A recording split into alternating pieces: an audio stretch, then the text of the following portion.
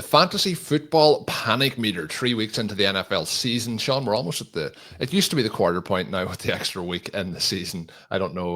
We'll have to get out a calculator and divide it out and find exactly where week 4 fills in on that. Forgot to mention at the start of this week's episode when we recapped week 3, Shawn, the NFL is in Ireland this coming weekend on Sunday. Obviously, get the Steelers and the Vikings. So looking forward to that one.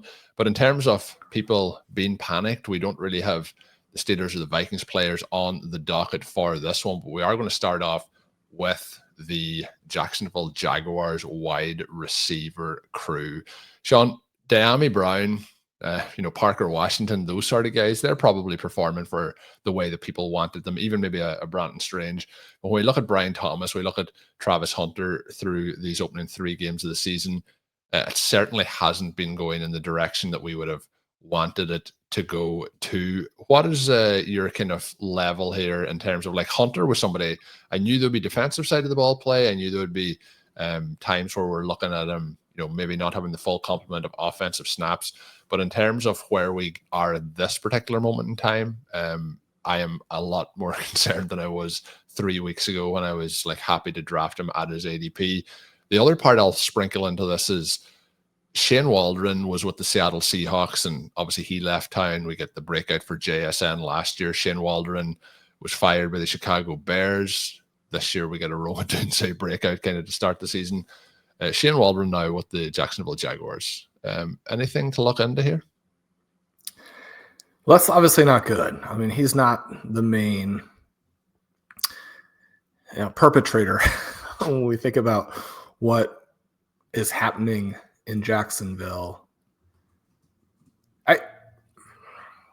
This is going to all be fine, but the Travis Hunter saga is fascinating because we had all of this time period during draft season where people were insistent that you couldn't draft him because he wasn't willing to play enough offensive snaps. And then we moved through this and we're trying to encourage people, trying to make them, relax and know that the team that selects Hunter is almost certainly going to be one that commits to him as a receiver, if that's what he wants to play, and allows him to do some of both. I guess the biggest concern that I had with Hunter was that, the 2 concerns, right? Are that some of the things that make him look good at Colorado are probably a bit misleading. And certainly if you want to go to the point of saying, okay, well, they were running a lot of multi-receiver formations, and we should then amplify his numbers even further. If we should give him bonuses because they're in these 3-4 wide receiver sets, when you think about that, you adjust for, expectation on yards per route run and what have you, then he looks like one of these greatest prospects of all time. That probably is not, I'm not saying that general analysis doesn't make sense and doesn't work. I'm arguing for trying to evaluate each individual player within the context of what they were really dealing with, what the team was trying to accomplish, and just understanding where Hunter was developmentally as a receiver, which I think even the Jaguars would tell you was not in the same type of place as, say, a Tetairoa McMillan. And so you work through the early portion of the season, and once the Jaguars make this Godfather offer and move up to draft him number 2, there was a lot of talk about, okay, well, now he should be the 102 in Dynasty, and we want to make these adjustments where, I really felt like that was a huge red flag because the Jaguars trade for him, the package was so large as to be delusional. And so now you created sort of a baseline that isn't fair to him. It isn't fair to the coaches. It shows that the GM, not that he doesn't know what he's doing. That would be an overstatement as well, but just that this is not the type of package that you would want to give up for really anyone, much less a player where the justification is that they're going to have to do something that just doesn't happen at the NFL level, in part because most people can't do it, right? And that's the exception, is that unique players, we want to understand are different. Everybody is not the same.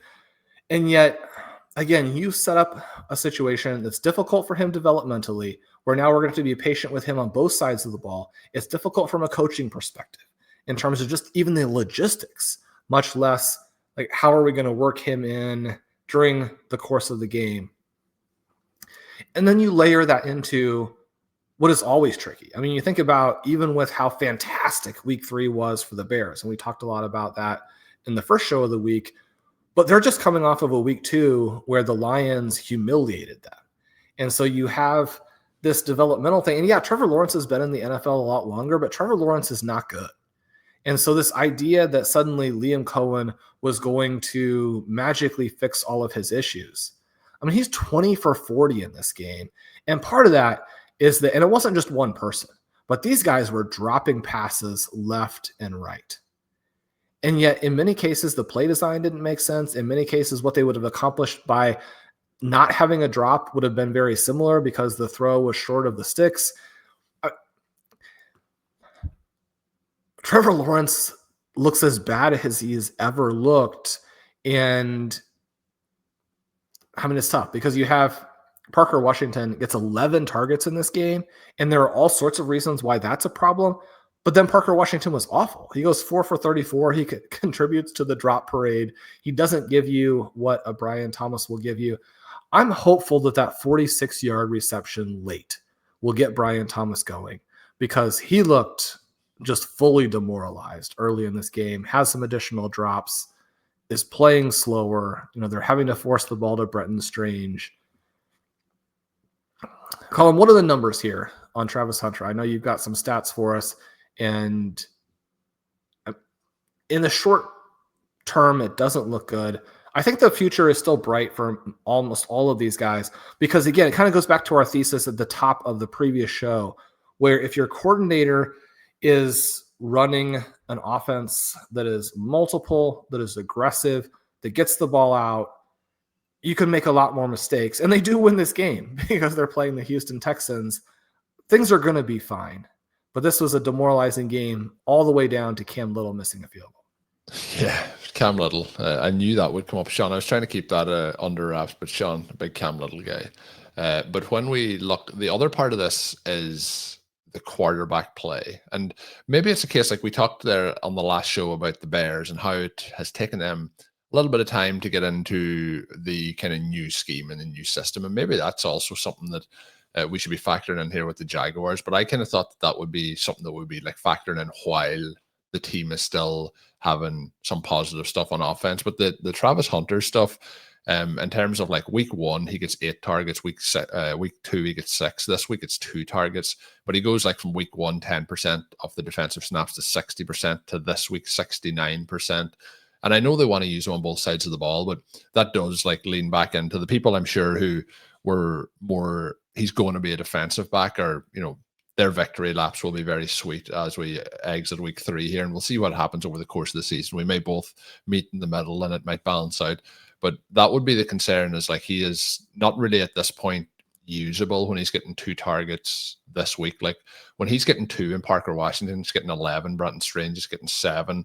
Hunter Long has 3 targets in this. Dynami Brown, who left the game with an injury, has 3 targets in this. Like he's getting outsnapped by a number of people in terms of like when they want to use him. I thought we will see him with more creative play calling, trying to get him into advantageous situations, some manufactured touches, but none of that's really happening at this particular point. So I'm concerned in like any season-long formats. I think entering week 4 is going to be very tough to try and start him in those situations. They do get the 49ers this week.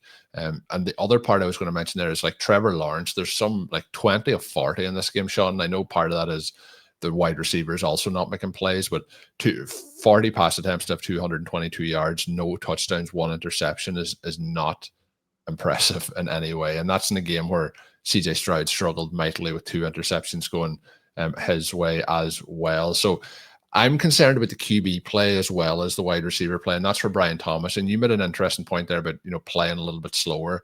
It can just be a case where like your confidence, you know, goes down. You're thinking about what you're doing rather than just instinctively doing it. When you talked about Cam Scadaboo on the last show, you talked about his instincts, you know, when he receives a pass and gets the ball in space and what he's going to try and do. It feels like Brian Thomas sometimes is overthinking some of these plays. And when he had that long reception in this game, it felt like that was just like in the moment and the play comes off for him. Like the difference is he has a 46-yard kind of catch and run, but if he doesn't have that shot, he's 1 for 9 off 5 targets. So it's like a real tough day at the office. And part of that's on the QB, but part of that's also on Brian Thomas Jr. But I'm more optimistic about Thomas, obviously, moving forward than I am about Hunter. But we'll see how this Jacksonville Jaguars receiving core and QB core and so on. Like the positive for them at the moment is the running back room. But my panic meter here for both of these guys is pretty high. Somebody, Shawn, that we kind of, I don't think debated back and forth, but we did have some differences about where we would have ranked this wide receiver in draft season, particularly at the start of it, and who would have taken over him. But Lad McConkey kind of settled at a late second round ADP in that Jonathan Taylor range of drafts. And so far, we talked about Keenan Allen on the last show. We talked about Quentin Johnson, but we kind of saved Lad McConkey for this one. But if we look at points per game, Keenan Allen's at 18.8, Quentin Johnson's at 18.6, Lad McConkey's at 10.4, trailing them by 24 or more total fantasy points over those 3 games this season. Now, it is clear it's the 3 of those guys who are going to be the receiving options in the passing game from a wide receiver or tight end kind of position. But you were on the not really drafting Lad McConkey side of the conversation. How do you think, though, it's locked? Do you think this is more a case of just the way the games have worked out through 3 weeks, or is there a concern here that like Lad McConkey at this moment in time isn't looking like he's going to repay his ADP this offseason? It's certainly not always the case, but especially early in seasons, and maybe especially on guys I was fading, I want to be very conservative about saying, oh, I was right on this, because, I mean, good players who are drafted early tend to get going. And my thought on McConkey was not that I didn't think he would have a good season or wouldn't score, but just that he was in that range where, I mean, this feels weird to say, right? As from the zero RB perspective, but I did think that you would want Bucky Irving. I did think that you would want, and I say that with, we're recording these shows, I haven't watched the Bucks game this week yet. We'll do that, and that we'll factor into the article that should be out today as this show releases. But certainly that you would want Jonathan Taylor in that spot, that those guys would be better picks, in part because there was the potential for the Chargers to not be very high volume in the passing offense, which hasn't been the case. I mean, throw 47 passes in week 3. And there was also this potential for the other guys to get involved. And I mean, I'm pretty high on Keenan Allen. I don't have the shares of Keenan Allen to, back some of that stuff up. And I don't want it to be a Keenan Allen thing either, because there were certainly, very valid questions about his deal. The Quentin Johnston thing does come a little bit out of nowhere, but even beyond that, because Johnston has played so well, it's covering up the fact that Trey Harris and Keandre Lambert-Smith are probably also good. Yeah. And you just end up with a lot of potential guys. And so I think that, again, this idea of evaluating each individual player within the context of what their trajectory was and within the context of what they dealt with at certain moments, even with the really strong yards per route numbers in his final year at Georgia in a tiny sample, we didn't have enough from McConkey in college to say this guy probably deserved where he was picked.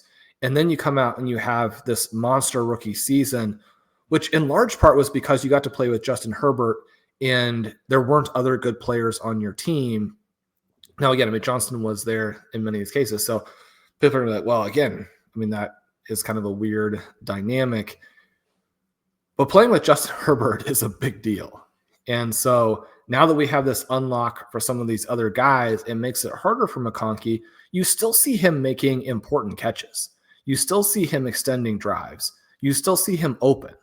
And so, I mean, I think if you drafted him pretty aggressively in that range, you're disappointed because fantasy seasons are short and you don't have the ability to be just like, oh, well, whatever's happened, I'll just, we're still good. I I mean, if you're 3-0 and you've weathered that because the rest of you guys on your roster have scored a ton of points, then yeah, you're fine. I think that McConkey is going to be fine. I don't think he's going to repay that draft slot, but if you draft someone in round 2 and they play like a round 5 guy and the rest of your team is good, you will still be okay. There are certainly a lot worse mistakes you can make than drafting a second-year receiver and having them be merely good. Yeah, if you draft him and he's, like you said, like a fifth, like if he's your flex play and then somebody who you drafted in the 5th round is now your starting wide receiver, the team will still be fine. But it is a tough start for, you know, a player of that position. But we mentioned Jonathan Taylor, but there's a number of players, Shawn, who went at the back end of that round, and we'll maybe sneak some of them in here as we work our way through. They can be in that conversation. But somebody who was going in the 1st round of drafts, and that was Ashton Jeanty, and we have 3 games in the books. We have the Las Vegas Raiders struggling quite a bit. We talked about Trey Tucker, though, and his big game this week. But Jeanty, both in, like, there's some impressive plays in there. There's some plays where you're like, well, this, like, there's some adaptation that's needed here. There's some stuff on some of the play designs and the play calling. But Jeanty so far, just through 3 games, averaging 8.6 points per game. Obviously, you're going in a situation where he was often kind of in that 9 through 12 range of drafts. This is one that it's tough to see a switch flipping that just becomes like ultimate upside again and paying off that draft slot. And I'm sure there's a lot of people that have taken Jeanty in their drafts who would be thinking, you know, there's a couple of running backs in that 2nd round range that maybe they wish they could have that pick back at this particular moment in time. Yeah, I mean, you can always go through drafts and pick out the guys who went 5 to 10 picks later than someone you selected and be like, yeah, if I'd only taken that guy. And in many cases, if you had taken that guy, your team would be better. I mean, that's the whole point. And yet we don't get to go through and just pick out the hits and say, well, that is what I should have done. Even though when you get to the end of the season, the teams that are competing, we could be in week 12, Shawn, and he could be, you know, getting 100 yards every game and, you know, getting 6 receptions to go along with it. You know, this again could change very quickly, but just from that 3-week sample size, it feels like the Raiders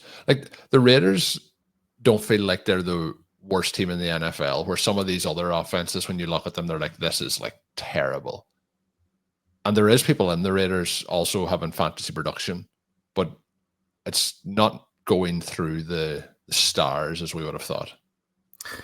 And I don't know, I just keep going back to Geno not being able to get through the reads a couple years ago and get the ball to JSN when he was a rookie. And you have Drew Lock come in, and Drew Lock, it's completely inaccurate. So the passes were like at his feet or over his head. But as soon as you put Drew Lock in the game, JSN is getting peppered with targets. I basically think, and I hope that I'm wrong, because both of these guys are pretty cool, right? Anytime that you survive the initial failure as a QB and keep going, then I mean, I love that for those guys. And maybe it's not an example of perseverance to the level of things that people do out in the real world, but it is cool. And so, you know, Geno's succeeding, Sam Darnold's succeeding. Those 2 guys for me are very linked because the Seahawks said, you know, we prefer to trade Geno. We'd prefer to have Darnold in here. The Vikings said we prefer not to have Darnold. You know, all of those types of things. I just think Geno has to play better. To have a game where you throw for 289 yards and 3 touchdowns and were terrible and your team got blown out, which is what happened here, is really unique. And so in some ways, I think you can just throw this game out. We talked about Trey Tucker on the first show. You're not going to have a lot more games like that. Myers is going to be involved. Bowers is going to be involved. The thing with Jeanty is just we don't see, we're not getting the passes to him. And that I think was the risk. And that's my kind of concern with this whole Chip Kelly thing, is that Kelly can do some weird things, can go down some paths where you're like, yeah, you're getting some production. It just depends on if you have sort of the right guys. I mean, again, the Trey Tucker, Geno Smith thing, if you've got both of those guys in DFS, you're probably like, I mean, this was a pretty good week. But you do want it to flow around the stars. And I had this conversation with Connor O'Driscoll before the season, and he assured me that Chip would do that. And so I do want to exhibit some patience here as we work through it, right? Don't want to panic. I'm certainly not going to panic on Brock Bowers. You're just disappointed. I don't think that you're going to panic on Jeanty either. But man, if we could get a highlight or two, that would really help. You know that the situation isn't great. The scoring isn't there. And like in this game, you go through and you're like, well, Jack Besh got a target. Dylan Laube got a target. Zamir White got 2 targets. I mean, Jeanty can be a superstar receiver. His, not 2024, but 2023 season, he was massively involved and just ripped college football apart as a receiving back. He's got to be involved there as well. But, similar to the case for RJ Harvey, where Harvey had a handful of design plays to him in week 3, where the Broncos decided to separately commit penalties, have guys line up in the neutral zone, all of these bizarre things, those plays get wiped out. You've got to have a little bit of patience here. We have so much information on Jeanty that he's good. But I mean, it's not quite the same. And if Ashton Jeanty were going to be Trent Richardson, then this is how it would start. Now, again, I'm not saying that's the case, and I don't think it will be the case. I mean, Jeanty and I think it actually, good, for Trent Richardson, I think his rookie season was probably more productive so far. Well, again, you want to see some highlight plays. We had that 18-yard carry. He got going on that one. He gets to the edge. He makes, he takes some hits and he maintains the contact balance. He reaccelerates really well. You're like, yeah, this is the guy. And it's a little bit like Hampton, where Hampton's efficiency as a runner, again, in week 3, not particularly good, but there were some of these plays where you see him get hit and then reaccelerate and you're like, yes, this is it. Now with Hampton, the fantasy part was there, and so there's less panic. But for both of those guys, you're like, yeah, I mean, we're right there on the verge. With Jeanty, though, we need to see it more often. It's basically one play again. We're 3 weeks into the season. We're talking about like 4 plays all year long have looked good. And it's a very good point to mention Hampton, because unfortunately that was partly down with Harris getting hurt. But Jeanty doesn't need anyone to get hurt to be that guy. To get that Jonathan Taylor usage, to get a Christian McCaffrey. He's not going to get 15 targets like Christian McCaffrey, but when we look at like through these opening weeks, he's got the rush attempts. Like he's doing okay rushing wise, but the issue is like 0 targets this week. If you're looking at most backs in a game where you're going to be behind, and maybe it was a case that they just think like this game's completely out of reach, so let's just not risk them in that situation. You get 5 targets combined to him and Bowers. That's 5 targets for Bowers and 0 for Jeanty. The Bowers one, obviously, you get the knee injury where you're a little bit concerned about that, but I think that he looked pretty good nick this week. I think moving forward, we don't have to be concerned about that. But again, in a game where you are so far behind, you think like, well, he's going to get 10 targets and then that's going to give you a floor to elevate up. But I have to ask the question, Shawn, because first round pick and tight end premium formats, you mentioned you weren't worried, but Brock Bowers, anything to be concerned about through 3 weeks? Yes and no, right? Bowers is so superhuman that he's going to go on some runs. But this obviously is not ideal. And even just from the perspective of where you are scoring wise through 3 weeks in a short season, it's not ideal. I was very optimistic that this could work in a variety of ways, that it can work just because Brock Bowers is so good and you get enough target volume and enough sort of low value targets for a bad team that in tight end premium, it works really well. Or you have the path that Geno Smith and Chip Kelly actually help and elevate the offense. And you have these games where Geno goes for just short of 303 and that Bowers would have to be one of the main beneficiaries of that. You always have the darkest timeline where someone gets hurt, and you have these possible paths where a player is merely good, and merely good doesn't work at that price. I guess I am concerned that merely good is more likely now than it was a couple of weeks ago. But again, I think that you have to look at this from the perspective of Trey Tucker's emergence will force defenses to account, and that should help Myers and Bowers big picture as we go forward.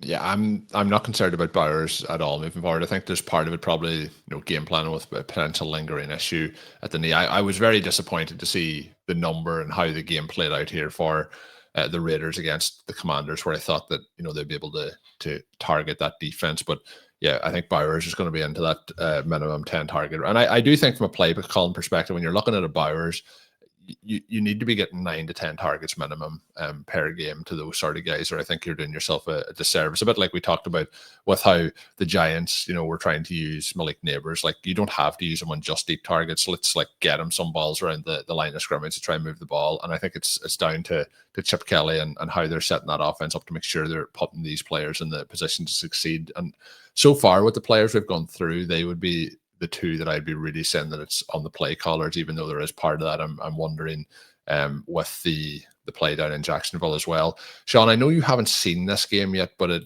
will be kind of it's a case of same again this week, unfortunately. So I'm going to ask you about this player. Was again a back end of the second round pick, and that is Chase Brown, who through 3 games is at 9.2 PPR points per game. This week was much the same as the previous weeks. Some inefficiency, some bad offensive line play, but just nothing to really get excited about, unfortunately, for Chase Brown. Again, somebody who is priced at a high pick, but now we have to factor in the QB injury and the QB play. It's going to be, I think it's going to be a pretty tough sledding here for Chase Brown moving forward. Yeah, and having not seen this, I do just say that doesn't surprise me.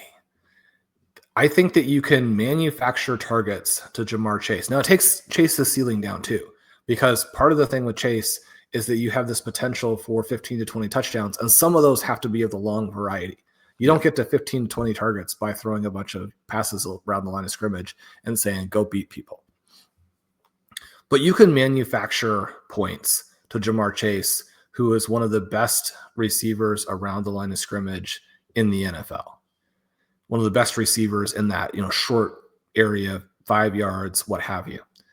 It makes it a lot tougher for T. Higgins to pay off ADP because that is based on extreme efficiency off of the number 2. And it makes it hard for the running back, right? Because teams that don't have to respect elite QB play can just do a whole host of things differently and stuff your running back. Now, a matchup with the Vikings is not a good matchup for getting a Chase Brown going, but you could see in week 1 that the Bengals are like, okay, we're playing a bad opponent and we threaten defenses so much with Joe Burrow, and then you have these vertical passes to Jamar Chase, these vertical passes to T. Higgins. Teams are going to have to respect that.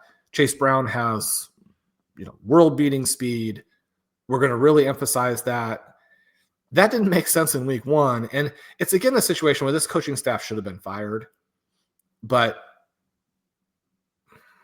as good as Chase Brown is, and as many things as he brings to the table, and he does have that plus receiving capability as well, you need Chase Brown to be the piece that plays off of Jamar Chase. It didn't make sense in week 1 because they did it in the wrong direction. But now that you have the quarterback injury, it just doesn't work at all. Next name up, Shawn, on the list was somebody who, we talked about Malik Neighbors and the Giants' struggles previously on the show earlier this week, but he was kind of linked with Marvin Harrison as to who would be the wide receiver 1 coming out of that draft class. And Harrison has had a lot of struggles with both, I don't know if I'll say like just playing wise, but also organizationally, potentially QB wise, play calling wise, and how they've looked to use him. But Marvin Harrison was somebody who we weren't advocating for drafting, but he was a player, certainly for me, that I was having those thoughts of, what if I'm wrong? And like he could potentially turn into, let's say, a Neighbors in his second season and crush. But that hasn't been the case. And again, we've continued to see some of the stuff from like the way this game played out again. Just Kyler Murray, there's nothing that Kyler's doing that fills me with confidence, other than sometimes like he'll rush around the edge and it looks kind of impressive because it looks like he's like running in double speed, but he's getting like 4 or 5 yards on those plays, which isn't really going to help the team. But Marvin Harrison this week, Shawn, 3 for 44. He did lead the team in total yardage, but Trey McBride had 5 for 43 and a touchdown, but he had the 6 targets. But it's really hard to be optimistic about starting him and thinking that he's going to be finishing in that 15-point kind of or double-digit even range on a weekly basis. Yeah.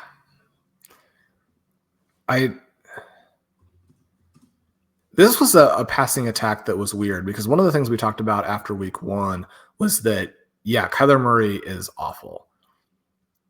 And yet the passing game is going to be concentrated. I feel like there's this like mystique around like Kyler Murray is some people think that he's good. I don't think there's anything there as an NFL quarterback. Like I think the longer the Cardinals are holding him there, this team is not going anywhere in the right direction. It's just so tricky, right? And the NFL games, because the season is so short and because you only play once a week, everything has so much leverage. And you think about how the Cardinals were essentially one play away from ending this game and being 3-0 in an NFC West where all 4 teams are probably pretty good. And then, you would expect the Arizona coaches to push back. You would expect some segment of Arizona fans to push back. And obviously just move, back from Tucson very recently. I will just come in with a word of caution. They have beaten the Saints, who you said weren't a real NFL team, and they also beat the Panthers last week. But I do agree they could have been 3-0. Could have been 3-0. Should have been 3. It always really frustrates me when teams, and maybe this is the way to do it. Maybe it's the way to do it. But they played a team here, Shawn, who have like Ricky Pearsall, who is a tremendous game with 8 for 117. And we joked on the previous show too. Christian McCaffrey had 15 targets, 10 receptions, 88 yards. But like between those two guys, there's 26 targets. But like you're talking about like NFL caliber players, but Kendrick Bourne is there, Sky Moore is there, MVS is playing. Like we get a receiving touchdown to Kyle Juszczyk. Like they were playing as banged up. Like the 49ers have Mac Jones a quarterback. They like had most of their team is injured. So I'm thinking like, what is the upside for this Cardinals team with Kyler Murray? And I know that wasn't the question going in, but I think that a different quarterback may also be something that's beneficial for Marvin Harrison. But with the way Kyler's contract is and with the way the team's set up, that is not the direction that we're going anytime soon. So again, the sort of final drive changes how you see this stuff so much because outcomes matter. And the Cardinals need to pick up 1 first down and the game is over. Whereas obviously the 49ers have to move into position to make the game-winning field goal. So you have different requirements for the final drive for each team. But when your requirement is picking up a first down, the teams in just so many circumstances don't play that aggressively enough. And then in the final accounting, you talk about Ricky Pearsall, 8 for 117. He looked fantastic. You have Christian McCaffrey with 32 touches. And I think that there is a situation where you could argue, well, that is poor coaching because the 49ers probably have some aspirations beyond this Mac Jones game. They have some aspirations for when Brock Purdy is healthy and George Kittle is healthy and maybe Brandon Ayuk is healthy, although, the breadcrumbs or whatnot on that stuff doesn't seem great. You don't want to lose Christian McCaffrey. And yet Christian McCaffrey with the 32 touches, Marvin Harrison and Trey McBride, 14 targets. One team knows who their playmakers are. The other team does not. One team has Mac Jones, who throws for 284 yards. Yeah, it's not a scintillating performance, but you get 6.9 yards per attempt, which in the current NFL is not the end of the world. You throw for almost 300 yards. You're facing a Kyler Murray-led team that doesn't get a lot out of the rushing game, again, in part because of that Connor injury, but it was the Connor 9 for 22 that was part of the problem, right? Trey Benson actually looks pretty decent. Kyler Murray doesn't throw for 160 yards. but also you don't have the concentration we were talking about from week 1, right? You get the 3 targets for Zay Jones, you get 8 to the backs, you get 3 to Tip Ryman, you have a target to Elijah Higgins, you have some, I mean, these aren't huge volume sucking plays, but you have a couple of design plays for Michael Wilson, you have a couple for Greg Dortch, and then you finish in the final analysis, and Trey McBride and Marvin Harrison have 14 targets on 35 Kyler Murray passes. This is not the type of offense that you can possibly feel good about that distribution, either from decisions made by Kyler Murray, but also from the offensive staff. The Cardinals play hard, and there are times when you want to get enthusiastic about it, but this is another situation where the coaching staff is just mediocre. And if you have a Kyler Murray and you have all of his limitations, because you mentioned, I mean, it does look cool when he seems like he's running at double speed. But it feels like he's like run for like 40 yards, and then it's like, you know, it's 2nd and 1 or something like that. Well, you get to the end of the game, and how many games in the last 5 years did Kyler Murray's rushing define the game in a way that a Lamar Jackson would, or a Jaden Daniels would, or a Jalen Hurts with his slightly different type of rushing that the Jalen Hurts rushing does? And some of it can be design. Some of it can be the injuries that Murray has struggled with. Some of it can simply be that your teammates aren't good enough. And so when you do those things, but then the team loses, then it doesn't seem like you were the part that put them over the top. But you watch this game, and there's no question that Mac Jones is the better passer. And when that is the case, it's tough to build your organization around Kyler Murray. And then it wraps all the way back to this issue of Marvin Harrison is a disaster. And you also have to put some of it on him, where I think in part because he ended up on a team where most of what he does well is just purely neutralized by Kyler Murray. And this is kind of giving him the benefit of the doubt. We were out on him, didn't think he was draftable. And then he's looked bad. And he has just a back-breaking drop in this game where there's no one within 15 yards of him. It's a broken coverage, and Kyler Murray just lobs the ball up. And even that one, you're like, put something on that ball. So it feels like it's almost like this half pass, half punt type of play. But I mean, if you're Marvin Harrison Jr., you can't drop that ball. And one of the things that was weird with Harrison evaluating him as a prospect was that the overall numbers were staggering. They were in that generational prospect category. And yet it would come back and be like, he's not that great in terms of on-target catch rate. He's not great with the ball in his hands. I mean, some of it may even be having played off of Emeka Egbuka. I mean, it's hard to really justify that because he was much better than Egbuka, who seems like he's going to be, really something. This is hard to figure, but it does all come back to the fact that Kyler Murray is not your prototypical pocket passer. And then can you build an organization around that anyway, as a lot of NFL teams have done? But Colm, the other thing that happened this week is that Marcus Mariota goes out there again and just looks like a clear starter, like an obvious NFL starter for the Washington Commanders. And Cliff Kingsbury is standing there on the sideline being like, yes, I can run my supposed college offense with any mobile QB that is not Kyler Murray. But that's kind of what I'm trying to say. I feel like I maybe I'm being very pushing, like I'm being harsh on Kyler himself, and nothing personally against the guy. But like that is kind of what I'm not like. Mac Jones looks better. Marcus Mariota, who's like in and out, looks better. Like some of these quarterbacks, you're like, they've got a year or two, they didn't do it. Let's move aside. Let's get somebody else in here. You get then Kyler, and it's like, Kyler's the guy. He is the guy for the Cardinals. It's like, where's the like what the other teams do to push some of these guys to the side? And I know there's a case of like, well, if you push them to the side, then you don't get to have them on your roster when like 8 years later Geno hits, or 8 years later Baker hits, or Sam Darnold hits away down the line and has a good season.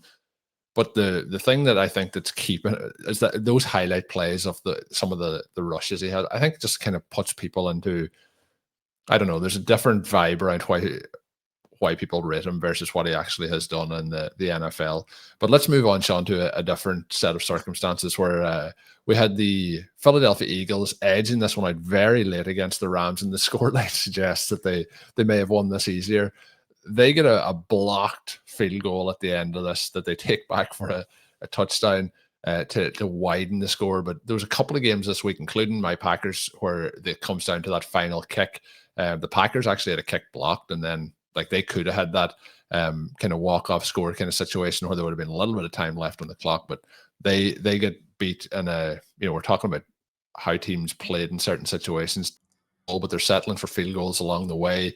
They have the strong lead, but then when it gets into the third and particularly the fourth quarter, Philadelphia end up with the 12 unanswered, but 6 of that coming from that blocked field goal return. But the other thing, Shawn, to highlight here is like we have a game where the Eagles like have to go into pass mode, and we have 226 yards from Jalen Hurts, 3 passing touchdowns. We get 109 yards on 6 receptions and a touchdown for AJ Brown, gets 10 targets. We get Devontae Smith 8 for 60 and a touchdown. Dallas Goedert 1 for 33 and a touchdown. Like they can do it. They can pass the ball, and like they look very good in comeback mode in this game. But like the problem is now is next week we may go back and lead into the same sort of situation where we were for the opening 2 weeks of the season. We may not get enough from the wide receivers. The Rams in this one, like target concentration wise, 74% of the team's targets go in the way of Puka Nacua and Devontae Adams. Nacua just is like next level at this point in time, has ascended into that elite tier of wide receiver, 11 for 112, no touchdown from but the 15 targets. Shawn, Matthew Stafford's game was kind of mixed overall in terms of how it went. I did think he had a couple of sensational throws in this, including the 44-yarder to Devontae Adams for a touchdown. But when you look at the overall game, the 2 touchdowns, 1 interception, just 196 yards passing, there was a couple of kind of inconsistent moments there for them. The Eagles, though, were down, as I mentioned, 26-7. So they did go a lot more pass heavy, but I was impressed with how they were. And that's kind of the frustrating part of when they don't play like that, because I thought they were quite exciting in that third and fourth quarter as they mounted a comeback. But a tough loss here for the Rams in a game where they could have went to 3-0 and been in a really strong situation. The Packers and the Rams, I feel like this week really let those victory moments slip through their hands late on. Yeah, Sean McVay is obviously a genius. And so I think we want to be careful and considerate in terms of how we frame this, but he will get into situations where he is willing to take field goals when you just need to bury your opponent. They dominated the Philadelphia Eagles in this game, and the Eagles, despite the lackluster first 2 games with victories, and then, I mean, you could go back and if you wanted, make the case that the Eagles' victory in week 2 against the Chiefs was actually a pretty poor performance because the Chiefs right now are just simply bad. And I don't know if that's going to end up holding out as a true thing, but you could certainly make the case if you wanted to. And then the first 3 quarters in this game, first half basically, right? They are dominated. They're just dominated by the Rams. But you can't go out and kick 4 field goals and have additional field goals blocked. You've got to get in the end zone. And I do think that there's a play calling element to this where, I mean, this was the most impressive that Kyren Williams has looked in a while. He was 20 for 94. And that doesn't, really flash as like, oh, that's the standout game, but he looks good on the receiving touchdown. He hasn't been targeted much recently. That's one of the things I keep pointing out in the articles is that, I mean, Kyren is really not a great fantasy play, certainly at the price once his role in the passing game is completely gone. So you get the receiving touchdown in this game. You get the 3 targets. That's encouraging. Blake Corum looked really good. I still think it will probably help them, although I don't like getting too many people involved. Even if I need players that, I have on my rosters involved in games, I don't think you want to really play 3 running backs like some of the teams seem to want to do. Like, let a guy get hot and play. Right. But Jarquez Hunter might add a little bit in the receiving game for the running back position. The tricky part here is that you want to get the ball to your playmakers, and yet at a certain point, you get diminishing returns when you're forcing so many passes to Nacua and Adams. Now, Nacua is sensational. He's got guys all over him, catches the ball, through contact in traffic. Then the guy who is hanging all over him and probably should have been called for pass interference, he catches the ball. Then he throws that guy on the ground, and then he picks up 3 more yards, which in many cases is the difference between, a second or third and tricky, because the Rams are not one of these teams that does the short yardage, like the Eagles, or just a first down and you keep going. Puka, he blows me away. It's just so good. The targets to Davante Adams are bad, right? This is the second week where he has a below 50% catch rate. And the Davante Adams fans are going to be like, he had good fantasy performances both weeks. It's like, yes, so there can be a difference at times between fantasy and reality, and that disconnect will show up in the win-loss column for your team. The touchdown here, Colm, that I think that only probably like 5% of offensive pass interference calls are real calls. Like, I'm out there on the very end, and we're talking about the polls on what's offensive pass interference. His touchdown was offensive pass interference. It wasn't. The one thing I will say for this crew, that I thought that was offensive pass interference. Do you want to talk about the AJ Brown touchdown? No. Well, his is one a little bit more. So I think there's a difference for me, and people are like, it doesn't matter for you. It's like, what are the rules, right? But when you're running down the field and you can see where the pass is, and you have the defender kind of beaten, but you want more space, and so you reach out and you give him a big shove, and now you've got a ton of space and you score a touchdown. I mean, that's offensive pass interference. The official as well. Right, exactly. If you're one of these guys, and it was always, and a lot of people are like, don't talk to us about Tony Gonzalez. That's way too long ago. And Tony Gonzalez was one of these guys where he would run his routes. You're talking about, at the time, probably the greatest tight end ever. Maybe now there are some other people in the conversation. But the defensive guys would just wrap him up, and they would run down the field like it was, New Year's Eve, and like the biggest hugs of all time, just bear hug from the linebacker all the way down the field. And then finally you get the pass, and Tony Gonzalez is like, well, this guy's got me completely wrapped up. Like, my arms are down at my sides. Like, their only way to catch the ball is to put my arms up and catch the ball. So I'm going to put my arms up and catch the ball. And he would break out from the bear hug, offensive pass interference. Like, I don't care for, right? And so the AJ Brown one is kind of one where, because he's so big, he runs his route and the guy makes contact and then doesn't release contact. Now, a lot of the times in these situations, the commentators will be like, oh, hand fighting both ways. Don't call defensive pass interference because they're hand fighting. Well, as soon as the offensive guy actually does hand fight, then they're like, oh, well, that's offensive pass interference. You can't ever extend your arms. It's like, well, the guy contacted me, never let up, and the ball's coming, and I pushed him, and I caught the ball. How does it not work both ways? If it's hand fighting, and you win the hand fight, and you catch the ball, that's a score. Right? So I'm always giving Ben a hard time about AJ Brown. I'm certainly not some big AJ Brown apologist. I love this performance from him, because I think we're actually kind of to the edge of where some of the stuff about AJ Brown you have to question, right? Because he's been so uninvolved. If he's one of the top 3 receivers in the NFL, somehow he has to make an impact. In this game, when they got way behind, and I'm sure he's over there on the sideline being like, dudes, just stop acting like we need to be open. We're losing by multiple touchdowns. I'm going to run a pattern. Devontae Smith is going to run a pattern. Whatever happens, just throw us the ball. And this is what happens. You get 10 targets for AJ Brown, 6 for 109 and a touchdown, and he's constantly catching the ball and then just tossing the Rams' backs on the ground. Tossing them on the ground. And then you have Devontae Smith, by contrast, as this tiny little dude where he's mostly getting tossed on the ground. But 8 for 60 and 1. You're like, just throw these guys the ball. The commentator's Jalen Hurts can do it. He just hasn't been asked to do it. Someone get into a Philadelphia Eagles practice or game planning session and ask him to throw the ball, because what we've been treated to is beyond the pale, disgusting. Ask him to do some work. Ask him to play quarterback. He's an NFL quarterback. Yes, they are the defending Super Bowl champions, Require him to play quarterback. You have A.J. Brown and Devontae Smith. You cannot keep doing what you've been doing. I would agree.